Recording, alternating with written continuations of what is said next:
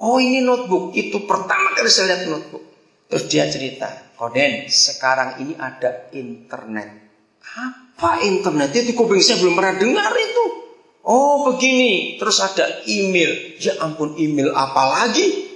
Itu Mei 93. Oh itu namanya electronic mail. Oh surat listrik, saya bilang. Gimana hubungannya? Gini saya, Koden duduk dulu, dia bilang. Saya duduk, saya lagi kirim email ke teman saya di New York. Itu jam makan malam. Email saya kirim ya. Kita makan dulu. Nanti habis makan saya cek lagi email saya. Ada balasan tidak? Ini masih nggak kenal itu internet, notebook, email itu belum nyambung ini. Saya makan, dia buka notebooknya itu. Oh, sudah dibalas. Saya pikir cepat juga, saudara. 2 hari kami nginap. Terus pas pulang, dia bilang begini, Koden, ini alamat email saya. Saya nggak tahu itu apa. Jadi kalau Koden keliling kemana-mana, di negara mana, ketemu ada orang punya email, tolong kasih supaya kita bisa saling tukar. Oh iya, Indonesia belum ada 93 itu, saudara. Nah, kami pulang ke Indonesia berapa saat kemudian, nggak lama saya dapat telepon dari Auckland. Telepon seorang anak Tuhan saya kenal. Waktu dia masih SMA, sembilan dia di kuliah. Cerita. Sampai pada, Koden, saya punya email. Oh, email ini ada ini. Bukan Koden, ini Indonesia belum ada. Dari Pasadena, coba tukar. Saudara saya sebutkan. Nah, waktu itu saya nggak bisa baca. Akurung itu saya nggak bisa baca. Saya bilang ini apa ini muter-muter. Saya bilang, oh ya gitu pokoknya tahu lah. Oke, saya nggak tahu. Nah, sudah baca semuanya. Dia bilang, Koden, titiknya kurang. Dotnya itu titik. Nah, saya nggak ngerti. Sambil ngomong, titik aja kamu urus, kasih 10, kasih 20 kan terserah kamu. Dia tertawa. Wah. Kamu tuh tertawa apa? Koden nggak bisa meremehkan titik. Dalam internet itu penting. Nggak ada titik itu nggak jalan semuanya. Waktu dia terangkan itu, saya ingat yang tahun 80-an awal. Siapa bisa khotbah titik? Setelah dia terangkan, masih ditelepon, saya teriak, Yesus Engkau Tuhan, kencang sekali, saudara. Dia bingung, Koden kenapa?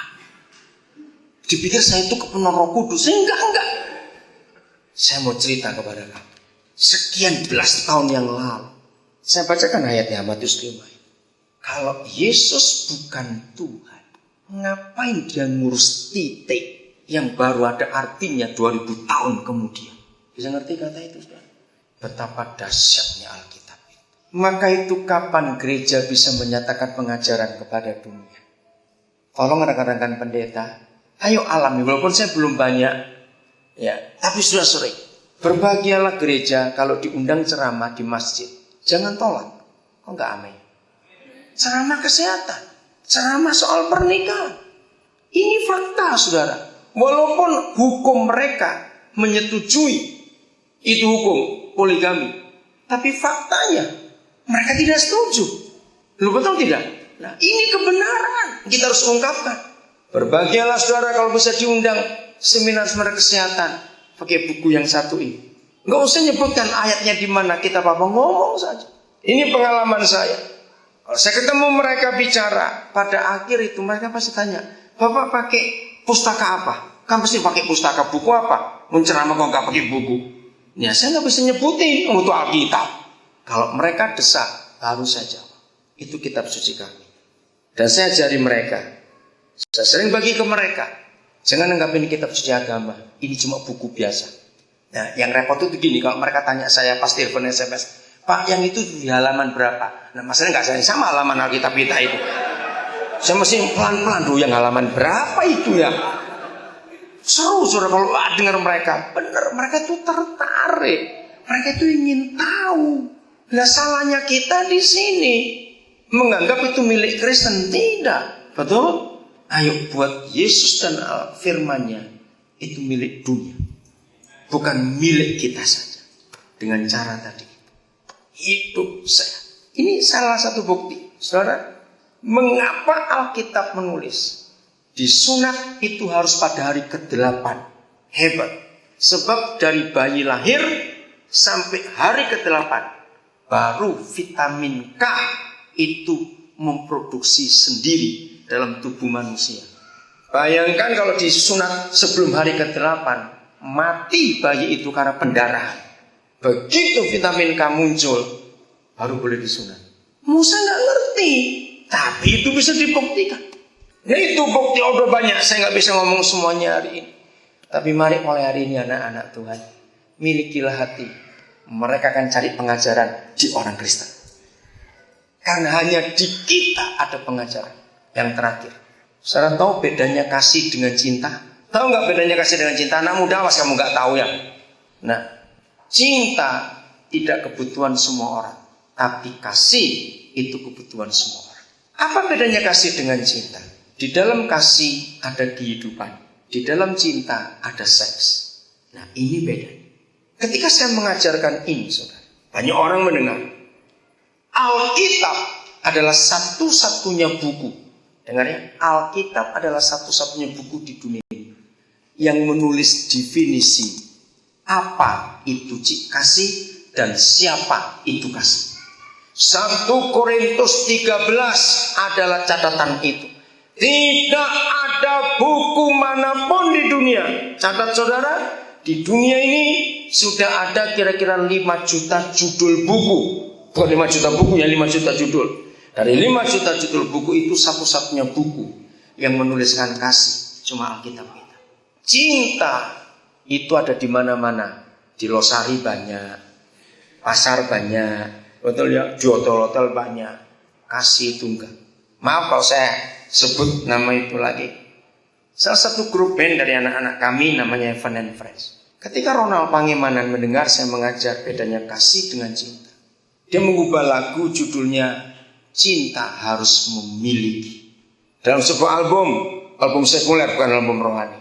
Nah, ketika album itu mulai dipasarkan, wah, reaksi pendengar lagu itu luar biasa. Tidak ada yang setuju. Mereka bilang cinta tidak harus memiliki. Nah saudara, karena saya termasuk salah satu pemimpinnya, mereka melibatkan saya lewat Facebookers di Facebook. Lah saya itu bukan pengangguran, duduk aja ngurusin Facebook. Saya bilang, Bapak saya nggak bisa begini. Berminggu-minggu debat, cinta nggak harus memiliki. Ngapain cinta memiliki? Akhirnya Roh Kudus saya minta, Roh Kudus beri saya hikmat supaya polemik ini berhenti. Kalau tidak ini nggak penting-penting. Kembali Alkitab jawabannya. Roh Kudus beri saya hikmat begini. Masukkan ke Facebook. Vokalisnya namanya Stephen. Saya bilang, masukkan ini ke Facebook supaya orang diam semuanya. Saya tulis begini. Menikah itu bukan seperti beli sepatu. Maka kalau cinta tidak harus memiliki, korbannya itu perempuan. Ya. Apa rumus orang beli sepatu? Coba dulu. Lihat dong. Mau titip nomornya, nomor 40, nomor 36. Belum tentu cocok kalau nggak dicoba. Betul tidak? Nah, karena orang beli sepatu, maka tidak harus memiliki. Coba dulu. Sekian pasang dicoba nggak cocok, kembalikan semua karena belum dibayar kok. Pindah ke toko sebelah. Nggak cocok juga, coba banyak-banyak, pindah toko sebelah. Maka itu ketika cinta tidak harus memiliki, korbannya perempuan. Bertobat. Setelah itu 1 menit kemudian masuk semuanya setuju. Nah baru setuju dia. Ternyata memang betul cinta harus memiliki. Album kedua sedang disiapkan. Kembali Ronald Pangemanan menulis sebuah lagu TTM. Masih anak muda tahu TTM itu apa? Teman tapi mesra. Tapi dia mengubah lagu Tak Tenang Mendua. Wah itu anti selingkuh saudara. Tak tenang mendua, kata-katanya positif. Saya bilang hebat kamu nak. Betul, tak tenang kalau mendua. Untuk apa? Jadi Alkitab ini kita harus kenalkan kepada dunia. Katakan amin. Grup salah satu anak kami namanya Inside.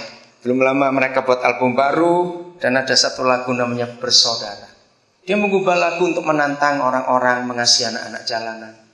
Dia menuliskan lagu mereka tidur beralasan koran, beratapkan rembulan. Tapi kita menikmati semuanya itu. Saudara, mau kita jadi berkat buat dunia ini?